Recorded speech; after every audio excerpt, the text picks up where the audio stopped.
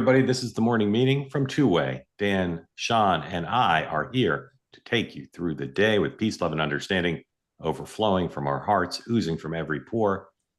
And if you're here on the Two-Way platform, we hope you'll participate, particularly if you never have. Raise your hand, get in the conversation. If you're watching on X or YouTube, no smack in the chat. This program, based, as you know, on the Network News Division's morning meetings. We'll get right to the day book, kick things around, and then bring you all in. And don't forget, since it's Friday, our winners and losers and what to watch for, all coming up soon. On the schedule today, the president, we are told, is not going to leave town. He was going to, but now he's not, because instead of being in Bedminster, he's going to be in the White House, working on the big, beautiful bill, as he calls it, to try to pass. He's got intelligence briefing at 11, 3 o'clock meeting with the foreign ministers of the Democratic Republic of the Congo and the Republic of Rwanda. Not sure if that what will happen there, but they are cool. So presumably the president will. That's a peace deal. Answer it's a peace deal that he said. Yeah, he's brokered another one. That's the president's schedule. Don't know what the vice president's up to, but he is involved, as you would imagine, in trying to get the bill past his former colleagues in the Senate. At this hour, Secretary of Defense, Secretary of State, Chair of the Joint Chiefs, and head of the CIA are briefing House members on the Iran situation, having briefed the Senate to a standstill, which is to say Republicans thought the briefing was good and the Democrats were denounced it bigly. I suspect the same will come from the House, and I'll make this prediction. I don't often predict. Democrats will say they weren't told enough, but what they were told troubled them. And of course, it comes as the White House posture is they're not going to do as much sharing of information with the Hill because people will leak it. Scott Bessent was on Fox this morning talking about, amongst other things, the reconciliation package and the trade deals. We'll show you some of that in a moment. And at 10 o'clock, he addresses the 2025 Road to Majority Conference. 6 o'clock tonight, the Senate's supposed to move forward with Tim Kaine's war power resolution. And the Supreme Court, right as we're going off the air, is coming out with its final 6 decisions. And the one that's getting the most attention is potentially both on whether district court judges can be Congress and make law for everybody, but also the birthright citizenship. But I'll warn you, the court could decide neither of them. They could kick the whole thing out. So people who are waiting for some big climactic decision on one or both of those, you may be disappointed. In Minnesota, the former speaker and her husband and their dog are laying in state, who were killed allegedly by Vance Bolter, who is being arraigned at 11 o'clock Eastern today. Preliminary hearing, I should say, in the federal court in Minnesota. Vladimir Putin is in Minsk for a big economic council meeting. And of course, everyone but the three of us are in Venice for the big wedding. All right, let's start with Iran. Which, by the way, Mark, it's not a wedding. They're already officially married, apparently. Yeah, just a bogus ceremony. Yes. That's why I didn't go. Just so we're clear, that's why I didn't go. Yeah, you don't go to bogus ceremonies. No. On Iran, the foreign minister of Iran sounded more like Donald Trump than Adam Schiff, and saying that substantial damage was done to their nuclear program on Iranian TV. And as I said, there's the House briefing today. And there's lots of conversations. We're going to talk about the media angle in just a moment. But Dan, where do we stand now on Iran going forward, leaving aside, as I tried to do all week, the debate about just how much the program was destroyed? Where do we stand going forward? I think the big question now going forward is, what is the plan post-bombing? Is there going to be some sort of summit where Israel and people from Iran and the U.S. sit down and try to hash something out for the long run? I can't imagine this is it, that literally the leadership of Iran stays in place. How we verify or what is left of their nuclear program kind of remains to be rebuilt. I'm curious what the next steps are. Sean. So just following up on what I've talked about for the last couple of days on this program, there's a quote in Political Playbook this morning. A woman named Beth Sanner, she was the intelligence official who frequently briefed Trump in his first term, said, quote, "We can have it true that the bombing campaign was successful in destroying particular facilities or capabilities at particular facilities and still have questions about the Iran nuclear program and what might be left," which is literally consistent with everything I've been saying and the intel that I've gotten, which is the physical structure is probably extremely degraded. The understanding of the status of the nuclear piece of this, the enrichment of the uranium, is a question. And I don't know why this is difficult. I mean, the human intelligence, as I've said, we've always relied on the Israelis. They've actually been really good about being able to get sources into those things. And just on its face, it's not hard to imagine, when you bomb the heck out of anything, you have to wait until you can get sources on the ground into it to know that. The thing that blew me away in some of the quotes, frankly, from some of the members on both sides of the aisle, is the lack of understanding of how basic some of this is, right? That they were like, well, when we get sources on the ground in Iran, we're not going to get sources on the ground in Iran. We will not. I mean, I'm actually blown away at any member of Congress who says something like that. It just shows a lack of understanding. We rely on the Israelis for that, and we don't have human intelligence in Iran of that nature. Now, I'm not going to get into what we may or may not have, but the point is that the who's going to get that intel? It's going to be the Israelis. It's going to take some time. And I don't think there's any question. Now, the funny part about this is your quote from the Iranians. I mean, I even find that dubious. They're trying to play it like, hey, no, we got crushed. All of it's gone. Right. I mean, the Iranians are trying to put out something, but I wouldn't trust what they're saying either. Eric Erickson, the conservative, is like me. He doesn't want to spend his life doing media criticism. But sometimes we have to. I'll say again, President Trump did himself, I think, a disservice and the country a disservice by overstating and carelessly stating the extent of the damage to the program. I think that the administration reflexively attacking the media is a bad idea and not good for the country. And those things are, I think, obviously true. What's also true is when the press makes mistakes and then lies about it, it undermines my profession and it undermines their capacity to hold Donald Trump accountable. So lots of discussion this week about the CNN reporter who broke the story initially, matched by many others, about what the initial report said. There are two people who criticize using anonymous sources. I have no use for you. Everyone uses anonymous sources as part of journalism. You have to have responsible sources. You have to treat what they tell you responsibly. She said in her initial report, as you'll hear in a moment, that it was preliminary. What she didn't say, as you hear her initial report, is that it is labeled low confidence. Okay. Now, maybe her sources didn't tell her that, but watch her initial report. Okay. Here's her initial report. Ms. Bertrand, 104, please. Yeah, Boris, so this is an early assessment from the Defense Intelligence Agency, which is the Pentagon's intelligence arm. And we do want to emphasize that the intelligence, of course, is ongoing. The collection is ongoing, and the assessments as a result of that intelligence could change. But as of right now, the DIA has produced this intelligence assessment that we are told was based on the battle damage assessment that U.S. Central Command has done following those massive bombings and strikes that the U.S. carried out inside Iran last weekend. And what we are told is that based on the assessments of the damage that these bombs implemented on these nuclear sites, that as of right now, it does not appear that they ended or obliterated Iran's nuclear program. Instead, they only set it back by months, according to people who were briefed on the assessment. Now, okay, these findings are obviously... guys, did you hear her say low confidence? Did you hear the words low confidence? I didn't. And we didn't play the whole thing, but trust me, she doesn't say low confidence. Here is a clip of her CNN colleagues after she's come under fire from the White House, defending her reporting. This is 103, please. We're going to be diving into, so it's great to get some more information on that.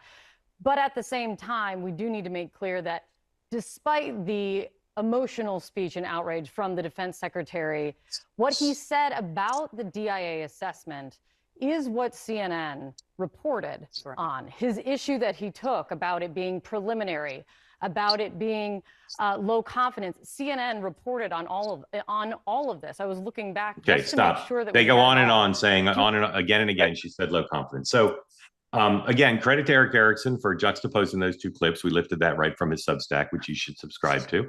I'll repeat because I don't want to be misunderstood. They shouldn't attack the media unfairly. And the president shouldn't overstate the case.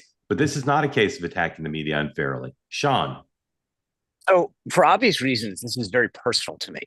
I have been mocked, attacked by that one particular host in particular, not Sarah. So I'll leave it, the other one, and several other CNN hosts for lying, misleading.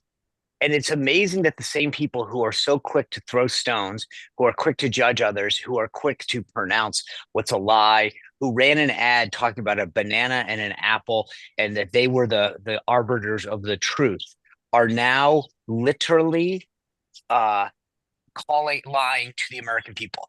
And Kate Baldwin should have to make an apology. He wants to talk about everybody else in the Trump administration lying and spreading misinformation. This entire network, Jake Tapper coined the phrase big lie, wrote a book about it. It is amazing. I'm glad that Eric called it out the way that he did and called balls and strikes on it. But just stop and remember, if you are offended by anything I said or did during the Trump administration, but aren't equally outraged by how the media covers a situation like this, about how Jake Tapper lied about the original sin and Biden's decline, about how Karine Jean-Pierre stood at that podium and lied to the American people about the fitness for office of the leader of the free world, then I think you have your priorities backwards. And I will say, Dan, before you jump in, if you're someone who says, well, Sean Spicer and the Trump administration's a bunch of liars and they lied and they weren't held accountable, you're welcome to marshal your facts. But you undermine your case when you go on and report something that's false, and then not only do you not apologize for it or amend it, but you have your colleagues come on and just lie about what you said and lie indignantly. How dare the White House criticize this? Yeah. Dan. Well, I disagree with this. We don't know if she came out and lied because you said it, Mark. What we don't know is did whoever leaked that. But Dan, no. Her colleagues lied. Well, you guys got to let me finish here. You're attacking her that she lied. So you guys don't know. I didn't attack her for lying. You just said, okay, well, I attacked perhaps her colleagues I and everyone else on here. Dan, if it makes you feel better, I'll say that she lied. Okay. All right. Well, there you go. So your accusation is she lied. You don't know that now. I'm not saying she lied. She was either wrong or careless or both. But no, if she was not given this mark, she did not. But then she was wrong. Oh, no, hold on a second. You can't be wrong if you didn't know a piece. If so, whoever leaked it. You're still wrong. Dan, CNN, you're still wrong. Your sources didn't do you a favor. But you're Mark, still wrong. No, because 99% of what she just reported was true. Correct. Okay. But framed there. No, but framed. But Dan, framed in an extremely misleading way. No, it's not, Mark. Dan, one of 13. They were the first out. It is his Department of Defense. They were the first out. You want me to play it again? You want to play it again and see what you said? Play it again. Play it again. Play it again. And listen to how she frames it. All right, break it down, John Madden style. Let's do it.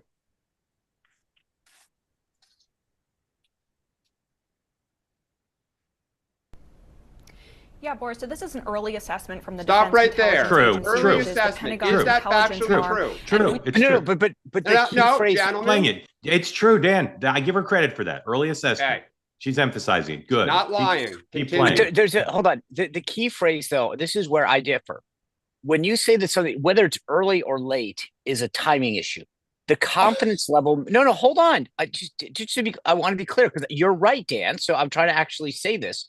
So just slow everyone's roll. I was about to say you're right on that part.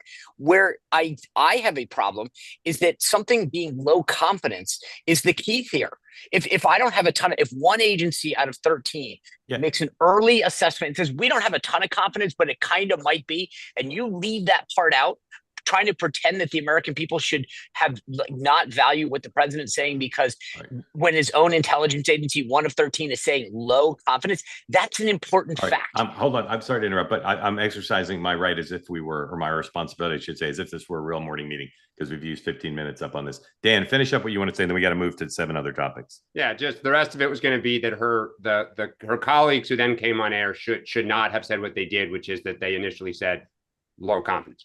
That I agree with you about. But to me, attacking her for her initial report to me is just the Trump administration trying to cut her down. She framed it like a bombshell, and even if she didn't know, it was not. It was. And they left a key part of this out. And by the way, but even if they didn't know, it's not a bombshell. Just not a bombshell. Even if you. Well, didn't know. okay.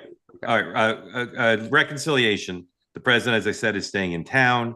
The Democratic Party is very unpopular. This bill is very unpopular. Okay. The White House is going to try to sell it. Here is a new White House video came out yesterday of their trying to sell the bill.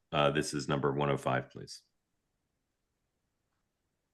Thank you all for being here to support one of the most important pieces of legislation in the history of our country. The one big, beautiful bill to secure our borders, turbocharge our economy, and bring back the American dream.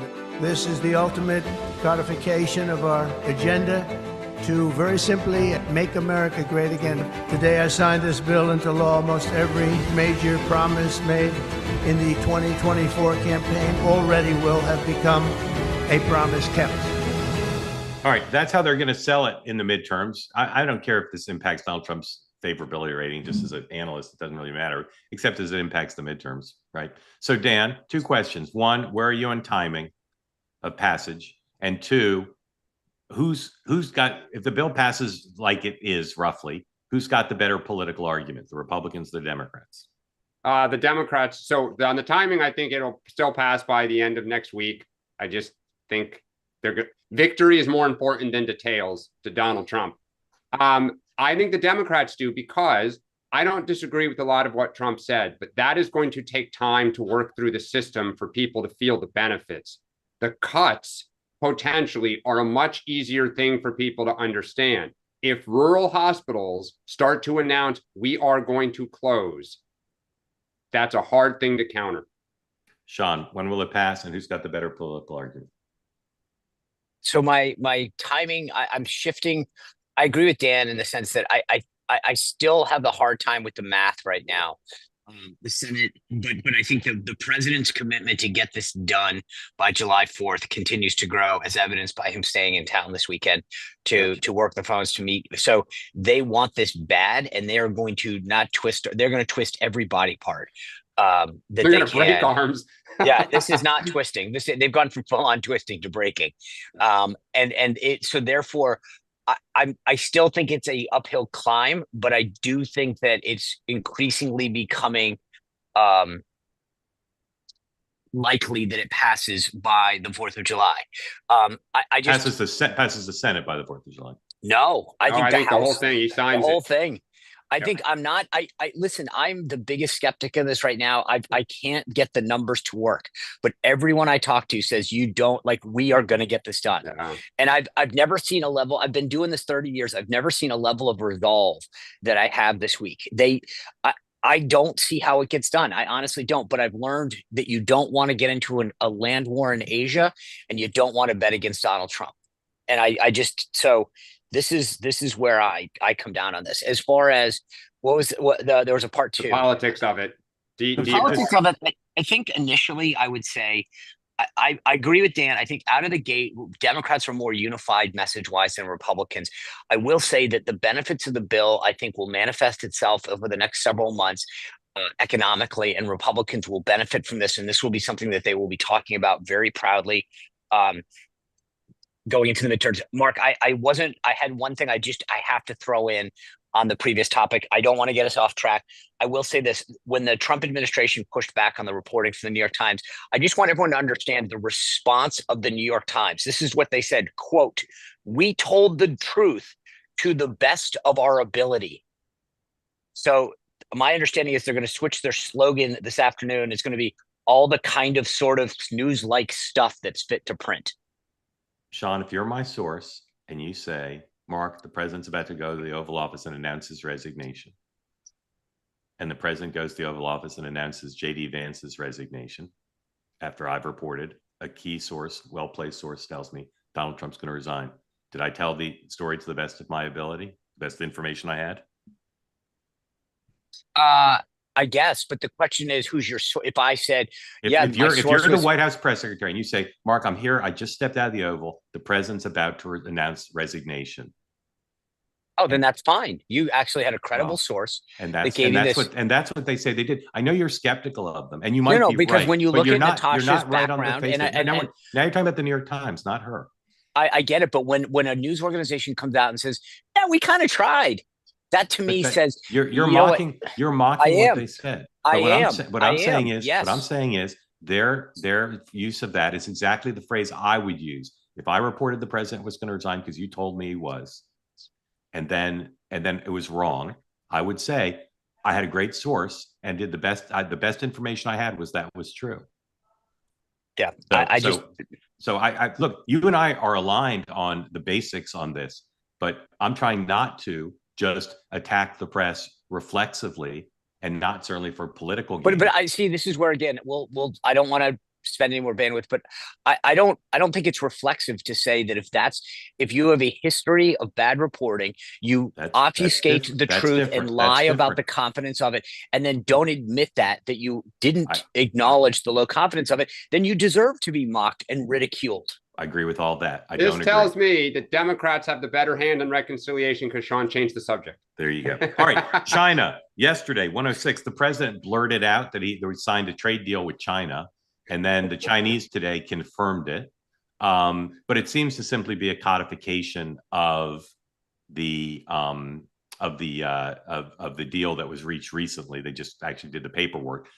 This morning, Scott Bessent said they thought they'd get a lot of trade deals done by Labor Day. I said it with great gusto. Wait, I thought, was that Bessent or Letnick that said the 10? That was Letnick, right? On the 10. Did Bessent say anything? Bessent this morning said on Fox the same thing and said Labor Day. So, Dan, just where are we generally on trade deals, would you say?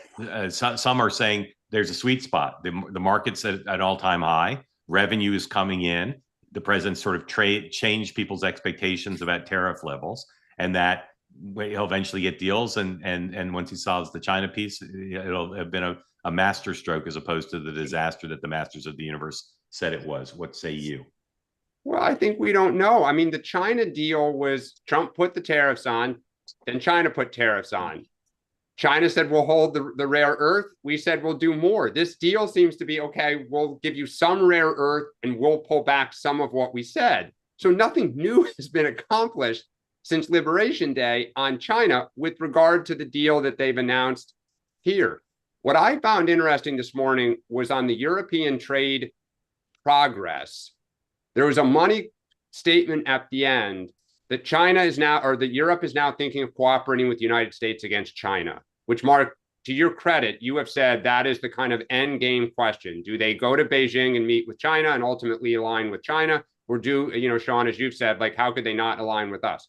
So I don't really know what's going on. They keep teasing every few weeks that we have imminent announcements. Now it's Labor Day they're kicking the can to. So I don't know. I do still continue to believe that the markets do not think he's really going to go through with a massive trade war, that he's just going to stay in this pause and we're almost there, state. So they must.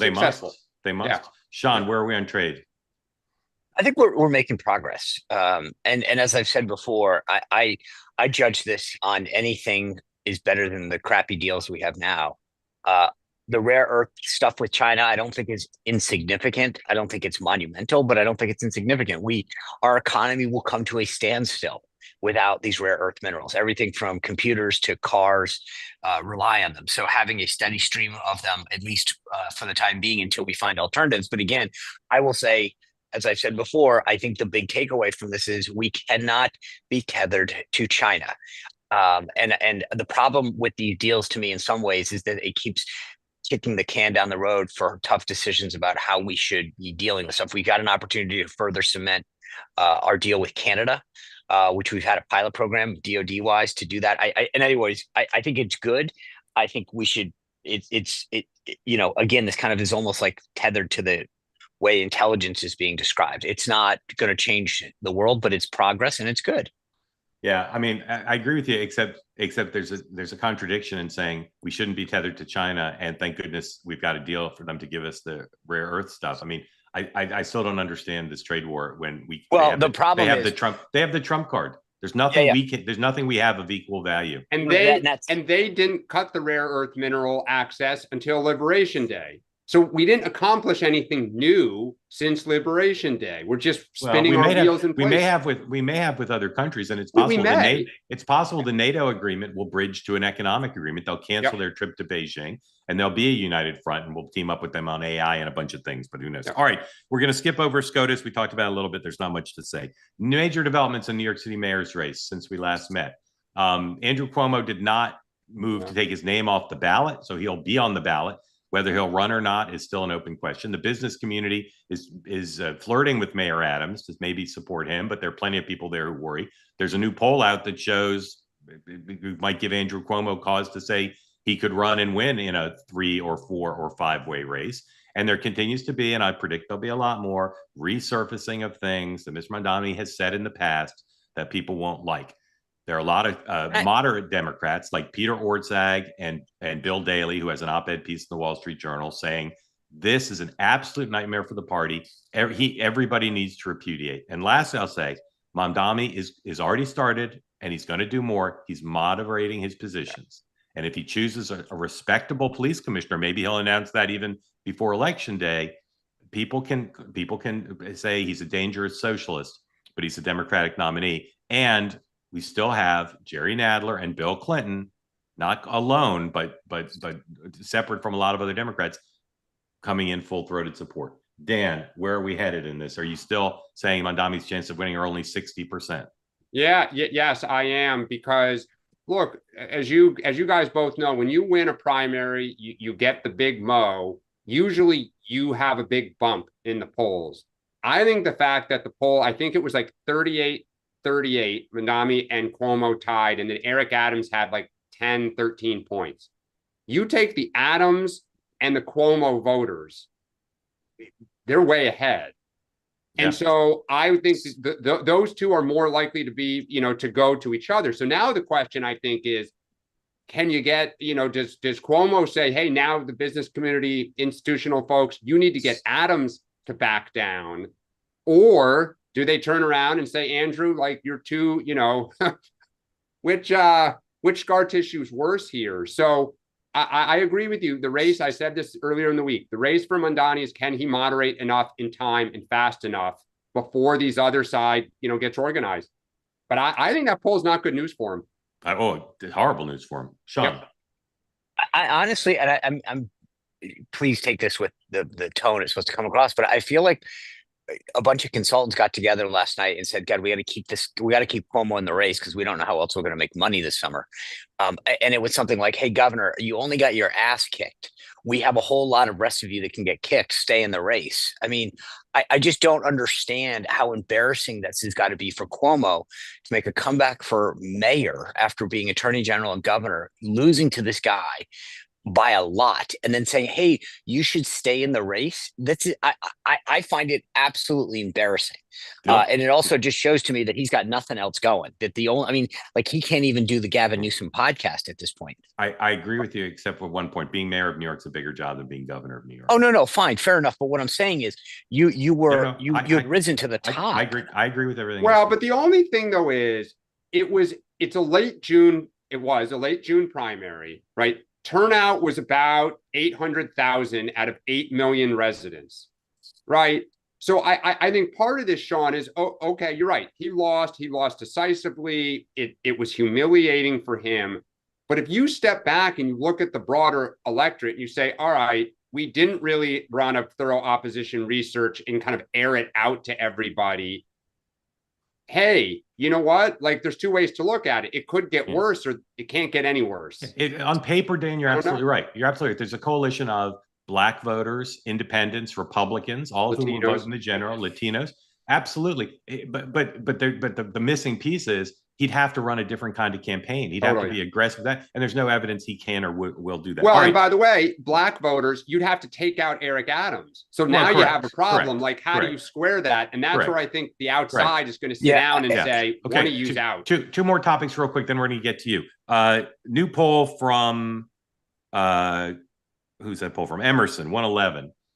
National Democratic presidential primary nomination fight poll. And Kamala Harris is not ahead. Pete Buttigieg is ahead, although margin of error. But I mean, Pete Buttigieg at 16, Kamala Harris at 13. Gavin Newsom 12, AOC 7, Josh Shapiro 7, Bernie Sanders 5. Do we have the next screen? If we do, it goes on from there. Cory Booker, Whitmer, et cetera, et cetera, et cetera. No one else in play. Then there's a Politico story following on from a recent Hill story saying that Kamala Harris is leaning towards running for governor, maybe, but donors are cool to her. No one is incredibly pumped. Lots of blind quotes, some on the record quotes, including from people who've given to her in the past, saying people aren't particularly excited. I continue to tell you, someone who's saying, I might run for governor, I'll see, I've got other options, and waits till the summer to decide, and now she's going on vacation. That's not fire in the belly, and that is indicative, I'll say again, she does not like to make difficult decisions under pressure. The story says, once again, run for governor, run for president, or start a nonprofit, all in play. And it's also still the case that the field is weak. And if she gets the governor's race, she'll probably be the top Democrat, but Republicans continue to say, well, maybe they could beat her. Sean, will Kamala Harris run for governor of New York? Yes or no? Of California. Of California, yes, sorry. Yes. Yes, Dan. And by the way, just mark this one down. Pete Buttigieg will be the nominee of the Democratic Party. And I hate to say this, I can say this as a 5-6er. Pete Buttigieg, short people don't win the presidency. So Pete Buttigieg will be the nominee of the Democratic Party and then not win the general election. Dan. All right, no one needs to tune in till January of 2029. I think she does not run for governor of California. I thought that story is just remarkable because what has never been talked about still is what is her theory of the case for whatever she's going to do? What is the animating set of principles, which the only reason she does this is I still want to be in public life. Like, and that is just a lose. 100%. And here's two things that political story made me think of. One is mentioned explicitly. If she's governor, she's going to be constantly at war with Donald Trump. Yep. Constantly at war over immigration and federal funding and et cetera. It's going to be just a nightmare. And the other thing is, I think she may have, and this is what the story's about. I think she might have trouble raising money. She might. I totally agree with you. She might be ahead in the polls. But I mean, if she gets in the race and she doesn't have a big show of force fundraiser right at the start, it's going to be disastrous. And I don't know who's going to give her money except her very, very, very closest loyalists. Well, and I still, I wonder if whether she goes right or left. And I'll just say that poll is fascinating for just I'll be really quick. Gavin Newsom's risen. I said he was the winner of the week for the Democratic primary. Look at how his numbers have come up. 100%. And for Mayor Pete, I'll say this. He is quietly, if we think of who is the most like Mondani in terms of, Mark, you've talked about this, a comfort level to go anywhere, anytime, authentic in your own skin, talk to anyone. He's moving. Yeah, Sean, I agree with you. He's the front runner right now. Yep. No, I've been saying this. Listen, I think Pete Buttigieg to me, and again, I don't think a lot of Democrats really care what I think, but I'll tell you, I've always thought that he threads the needle. He's a veteran.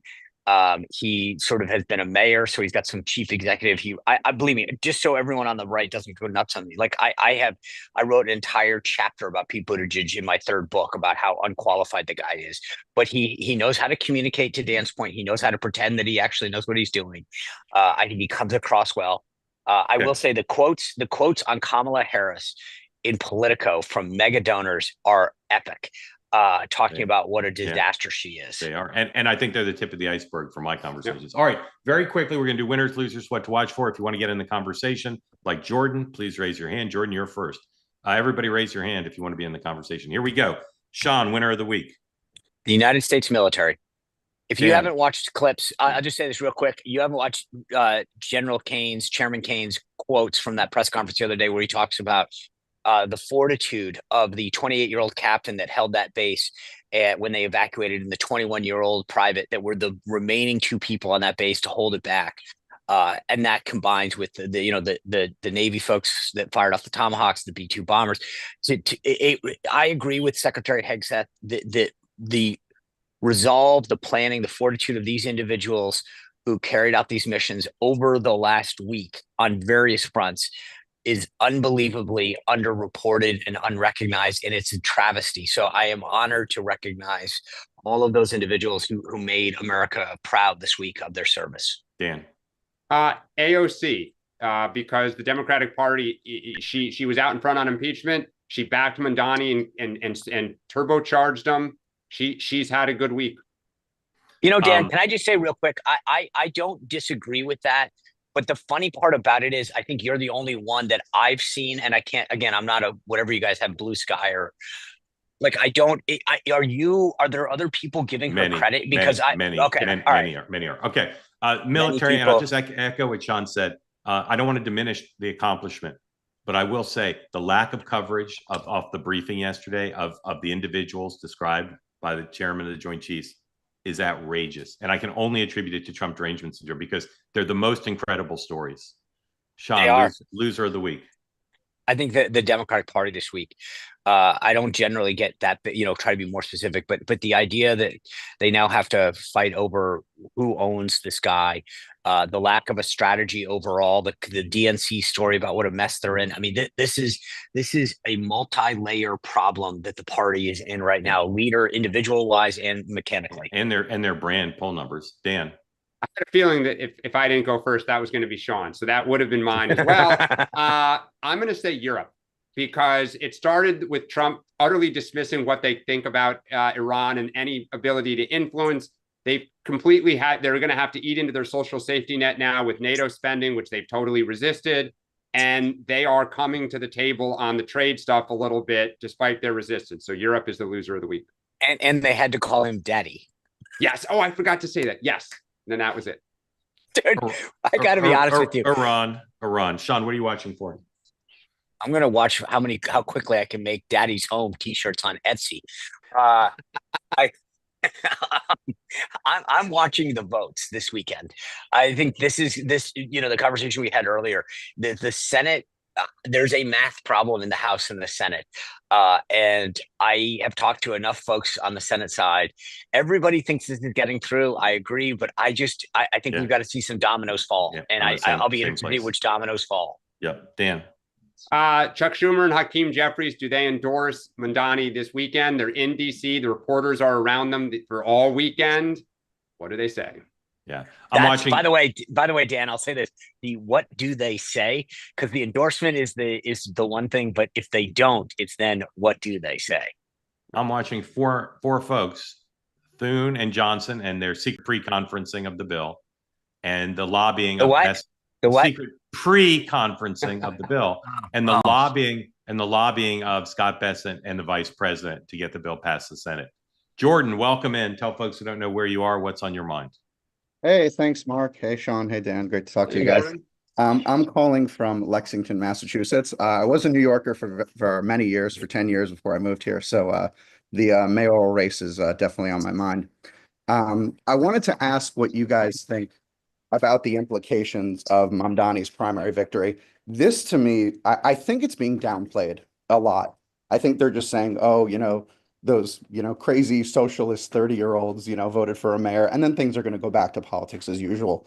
I don't see it this way. This very much reminds me of, David Bratt beating, I think it was Eric Cantor back in 2014. And, good call. Back then they were saying things like, oh, the Republican Party is dead. The Obama coalition is forever. And then we all know what happened in 2016, right? And I think this is because if you look at younger people, I'm not a democratic socialist by any means, but I hear a lot of my friends who are say things like, I can't afford to live in the house that I grew up in. I can't buy it. Yeah. I'm going to lose my health care if I lose my job. Trump's Republican Party doesn't really have answers to that. The Democratic establishment doesn't have any answers to that either.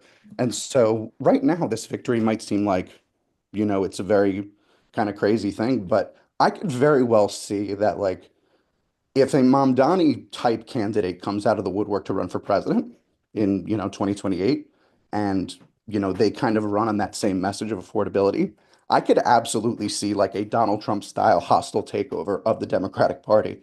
So I'm curious, what do you guys think of that? Well, I'll go first. Jordan, obviously Bernie Sanders, if not for the rigging of the DNC rules, would have done exactly that once and maybe twice. So it's not theoretical. Dan. Yeah, I totally agree with you, Jordan, and great call with the Eric Cantor defeat. I think that the one difference here is that what David Bratt kind of ran on became kind of some of the tent poles for the rest of the party. I don't know if some of this stuff that Mamdani's run on I just have a hard time seeing it being exported out of New York, because I go back to what I said Wednesday morning.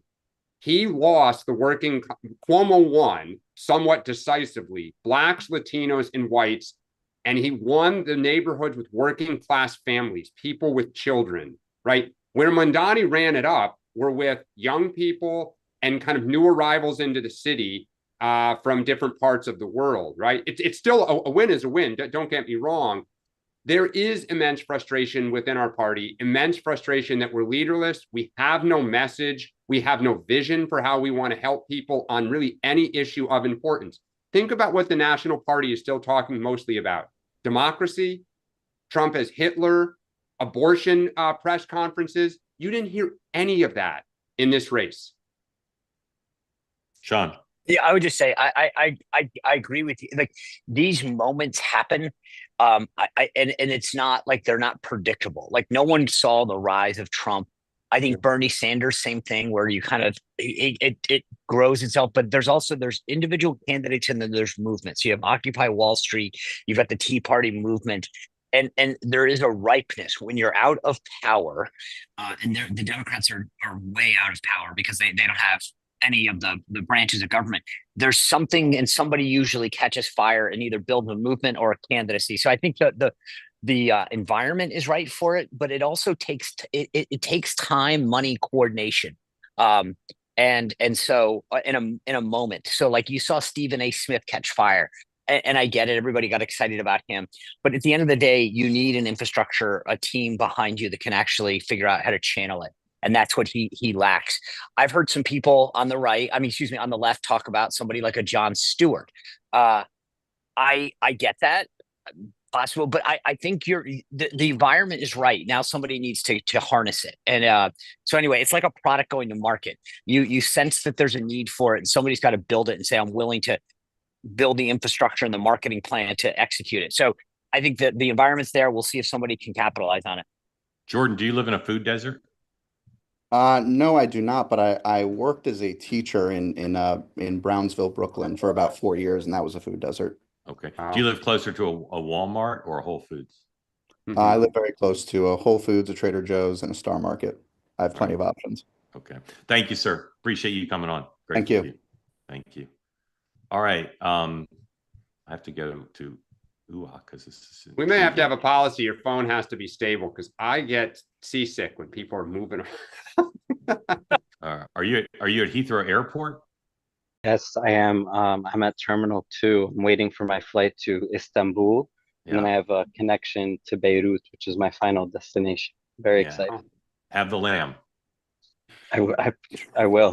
Yeah. At Heathrow or at Beirut? Istanbul. Istanbul. Beirut is on my bucket list. I really want to go to Beirut. You have to. I haven't been in 3 years. I used to go every summer, but I'm so excited. Yeah. I want to go. All right. Tell us what's on your mind. Yeah, I wanted to talk about the NYC mayor race. Actually, I agree with Dan and I agree with Jordan in very specific parts. Can you turn your phone? You look like Batman and Robin climbing up the side of the building. There you go. Thank you. There I go. Okay. So originally I felt like Mamdani's win was very similar to Trump 2016 in like the populist way that he invigorated the base, and he brought out like talking points like the establishment, whatever they've done hasn't worked before. But as I look more into the results, as Dan was just saying, he lost the working class. He just ran it up with very young, very progressive people across the city. And it's then hard to justify that he ran with the same base that, for example, like the Obama-Trump coalition base, that was just very unsatisfied with the system and with the establishment. So it's hard to make that argument after we look at the numbers and the results of the actual win. Though I will say this is a big help for Republicans. Obviously, they'll just tie maybe any 2028 Democrat to this mayor if he does end up winning. 2026. Yeah, of course. And someone just put in the chat, I'm not sure if it's sourced or anything, but Senator Gillibrand apparently said something against him. But as DSCC chair, that's a huge signal that they don't want to be tied to him in 2026. I could see ads all across the country tying every Democrat to this guy. And it's kind of reminiscent of maybe a Jeremy Corbyn style labor kind of scandal with the anti-Semitism if it comes into it. As you said, they haven't done their Oppo research as much as they could, and we're going to be hearing a lot more stuff from now till November. Everything you said, brilliant. Do you want to ask a question? Or do you want us to just comment on what you said? Yeah, you guys can talk about Okay. the comparison to Trump 2016 and the way that the populism was kind of used, but more on the obviously the left-wing side of the populism. Yeah, thank you. Yeah. Okay, go ahead. I'll just say this because talking about all of his faults and what reasons that he could lose. Mamdani is an incredibly talented politician, like just an incredible performer, understands how to communicate, with humor and a smile. When Barack Obama was first running and when he first won Iowa and in those early contests, his coalition was young people and what we'll call limousine liberals. Even the Black community was skeptical to get behind him at first. Now, South Carolina kind of broke that dam and off he went. The question for Mamdani is, can he expand his appeal? Mark said he's starting to moderate now. Can he broaden his coalition to bring in members of the working class? If he is successful doing that, watch out, right? Because then the party can look around and say, wait a second, whatever his kind of new, sanding of edges or new proposals might have broader appeal. So to be determined whether he's able to do that and can his base give him enough breathing room to do it. Sean. Oh, he's muted. So there's two things I would say. One is I think one of the lessons that we on the right need to learn is be careful what we mock. Like I mocked this guy. Is funny. I tweeted out this morning, Peter Orszag, Obama's budget director, shares my sentiments on the criticism of Mamdani. But also, I think he's, to Dan's point, there's a difference between the policy difference in some of the anti-Semitic comments that he has made that I have a problem with, and his ability as a candidate and as a political operative. I think I respect what he accomplished politically. Same thing with Buttigieg. I think it's, again, I have my huge problems with what he did and the credit that he gets that I don't think he deserves, but I respect him as a political athlete. He is very, very apt at harnessing a message and communicating with people. And we have got to not forget that that's a huge tool in this current political environment. So I will, this is a guy I think keeping our eye on. Same thing with AOC. I think we mocked her a lot for in a lot of the right reasons, but don't underestimate her strength, her prowess, her ability to communicate and grow an audience. All right. Well, I know you want to get back in, but we gotta move on. I'm grateful to you. I just want to get some more folks in. So thank you. Great framing of the whole thing. Susan, welcome in. Tell folks who don't know where you are, what's on your mind. Hey, good morning, everybody. I'm in upstate New York. So yeah, I've been watching the mayoral race as well, but it doesn't affect me as much here. As someone of a supporter of the Maha movement, I just need to talk about the latest Maha malarkey. What is going on with RFK Jr. announcing his goal of every American wearing a wearable? Isn't that creepy? That's creepy to me. Yeah. Well, I'm good. I got two. Yeah. But they're not government mandated. Yeah, but like, couldn't they become government mandated? Yeah. First of all, they cost money and a lot of people don't have the disposable income for them. So like, are they going to become government issued? Gross. Sorry. Yeah. And then the Surgeon General with her business selling wearables. I don't like that. Yeah. I don't think it's going to happen, but I understand why you're troubled. But if everything Bobby Kennedy said became true, we'd be in a big parallel universe. So I don't think you have to be too worried about it. Dan, would you like to have the government tell you got to buy a wearable?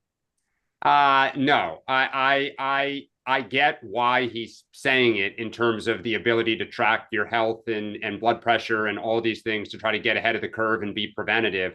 But, color me skeptical. The government should not have 24/7 access to my health and body and know where I am and be able to track all this. Look, I will just say, Susan, and this is where like it's the constant battle of how much we're all numb to it. The fact that now like Trump has kind of softened the environment to where we can have people like RFK who just say so many crazy things and we just roll our eyes and say, wow, but they're crazy. let's not focus on all of the kind of sideshow antics and stay focused on the big picture. Like, I get it, but man, that's a dangerous game. Really Okay, dangerous. So real quick, I will say this: as a conservative, I do not believe in many things that the government should have access to. So I want to be very clear that there's a difference between what I think the government should have access to or be in the business of, and a recommendation of things that can improve your health and your well-being.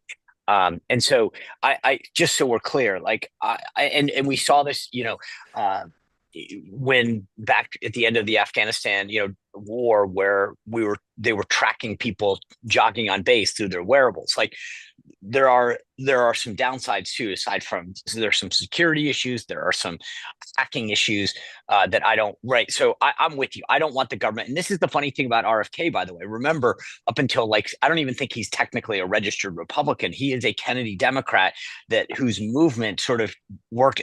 Only Donald Trump would have taken a guy like that into his cabinet, right? So there's this constant battle between the liberal side that I think RFK still has in his head as a Kennedy Democrat and the reality of being in a conservative cabinet.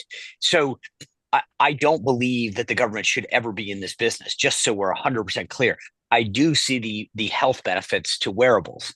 And so that should be an individual choice that people make. And I agree with you. There is an expense that is, and I don't want the government paying for that either. And I think that for a lot of people, it's a challenge to afford extra stuff. So I just wanted to be clear on that. Like, I think there's a benefit to it, but I also don't think the government should be in the business of it.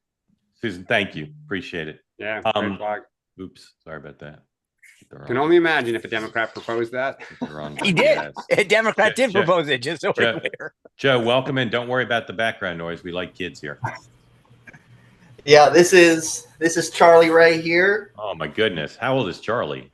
He is 8 months old. And standing. He is a super cutie. Look at kind that. of. I mean, I'm holding her, but yeah. Wow. Well, I am from Fort Smith, Arkansas. I've been there. Really? Yeah.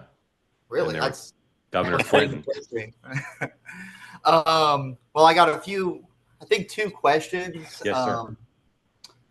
So first with the mayor's race, to me, I find it interesting how,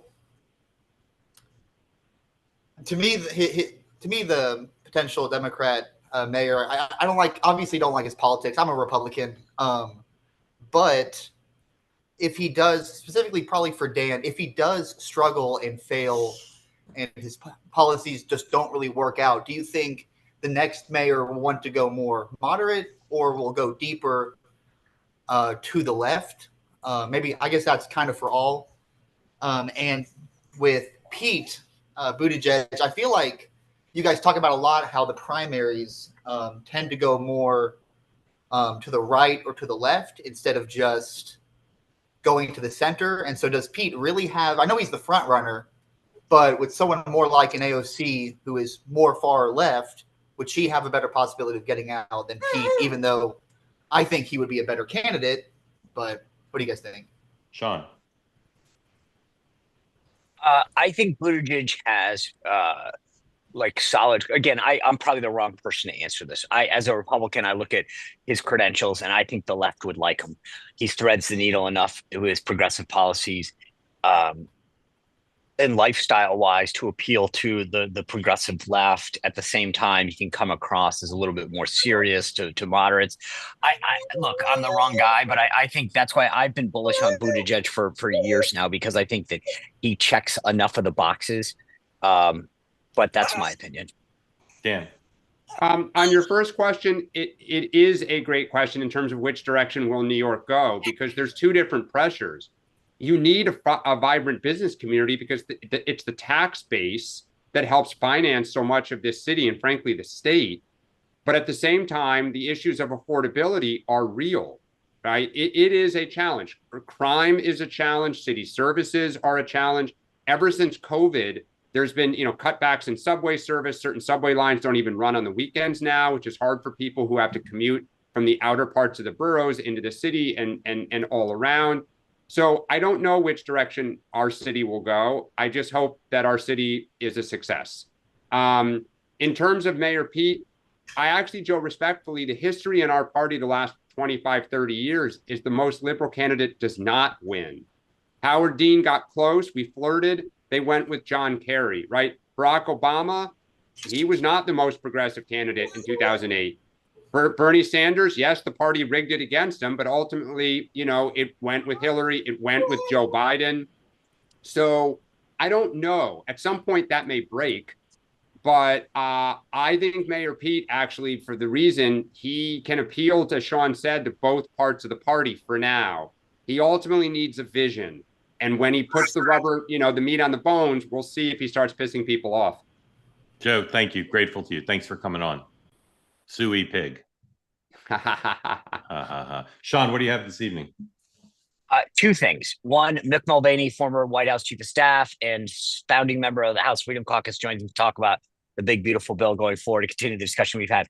And then, Mark, I'm going to tell you this now. There's a book that I found a few years ago called The Media and the Apprentice. It's written by a guy named Alberto Martinez. He is a professor of history at the University of Texas, Austin. He is a donor to Bernie Sanders. And he wrote a book that dismisses every myth that the media has written, a narrative about Donald Trump. I'm going to tell you, this is a guy, as I said, who literally wrote checks to Bernie Sanders. He does not like Donald Trump. And yet he went through every media narrative, from the hoax to calling people dogs and how he treats minorities, Mexican judges, and said, here's the narrative, here's the reality. This may be the most exciting conversation that I've had on the show that I'm looking forward to in 2 years. I'm not kidding when I tell you, this is a guy who doesn't like him, who doesn't want you to vote for him, who has policy disagreements with them, but like literally wrote every narrative down and said, here's the reality. And so I'm looking forward to this interview probably more than I have anything. I'm trying to think of every guest I've had. You ever had Dan on the show? I was saying, and Mark, I mean, present company excluded. Of course. Have you written a book, Dan or Mark? Has Mark written a book? I think. Oh wait, yes, yeah. Sean, who's the publisher of that book? It's Salt Shadow Castle. Never heard of it. Yeah. I came across this book. Someone recommended it to me, and I couldn't put this down. I'm telling you guys, trust me when I say this, that like, this is like, again, it's so contrarian. This guy does not like him. And yet, like, he literally goes through and says, here's the meme against Trump, right? The Huffington Post claimed that Trump pledged to ban all Muslims and da-da-da-da. And then he writes an entire chapter with like statistics saying, okay, here is the reality. Here's what he actually said. Here's what he did. Meme by meme, narrative by narrative, and says, here's the truth. You don't have to like him, but you also don't have to believe the narrative that they set out against him. And I'm telling you, it's, you know, my belief on a lot of this media stuff. It's epic. Look forward to that. Tell Mick I said hi. Dan, do you have anything we should know about? I will be on with Kellyanne Conway, filling in for Sean Hannity tonight to talk about Wubba Dubba. Tell her I said hi. Yeah, to talk about the latest here. And then our oldest has a high school basketball showcase this weekend. So I'm looking forward to cheering them on this weekend. All right. 4 o'clock today, Katie Herzog is the guest of Ethan Strauss on Random Offense. 4 p.m. They're talking about politics and culture, society. Please watch that great program. Ethan is so talented. 4 p.m. today. 6 p.m. I'll be here with Two-Way Tonight. Amongst other things, we'll talk about the Supreme Court decisions and break those down. And now a little news for you that will become delightful for some of you. I understand the impulse to text and email me about it, but please don't. We're off next week. No morning no morning meetings, no Two-Way Tonight. Starting on Monday, this last episode until a week from Monday for both morning meeting and Two-Way Night. I will send you a reminder in my Substack. We'll tweet, remind you. I know many of you will show up. I know many of you Monday morning will email me and say, Mark, where's the link to the morning meeting? Hear me now, believe me later. There won't be one. We're off next week. I'll say it again. Next week, there's no morning meeting, Monday through Friday, no morning meeting, and no Two-Way Tonight. Now, some of you will say, how dare you?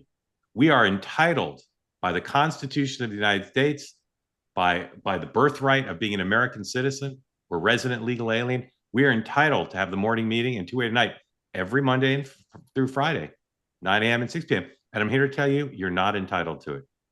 The good folks here who produce the shows need a little break. The three of us, we're horses. We could go. We could go. Can I just a little 365. PSA? Yeah. This is an opportunity for no competition, free shot. If you are bored at 6 and don't have a 2-way tonight, I still will have a show every night. So come on over, jump in the water. It's going to be warm all week. Try it. All right. You got that option at 6. And here's the good news. A week from Monday, 9 a.m. Eastern time, we're back. A week from Monday, 6 p.m. Eastern time, we're back. John, get that look off your face. You're looking at it like, how many times am I going to email Mark to say, is this true? Is this an April Fool's joke? And I don't want emails. And I say this with peace, love, and understanding in my heart. I don't want emails asking us to change our mind or asking us, how dare we? Or anything like that. We're off next week. It happens. All right. So I'll see you tonight at 6. And if you want to come on tonight at 6 and complain or lobby, feel free. Here's the caveat. Don't freak out over this. If there's big breaking news, we might come back. But the bar is high. Like I'm talking Martian invasion. World War. I think invasion. all next week, Wait. so we're clear, I think 9 a.m. I'm going to do 1 week of beach yoga. Is the big beautiful bill big enough? Not even close. Not even close. Ooh. All right, everybody. I'll see you at 6. Sean will see you at 6. Have a good day. And this program will be back. Say it with me now. A week from Monday. John, find a hobby. And bye.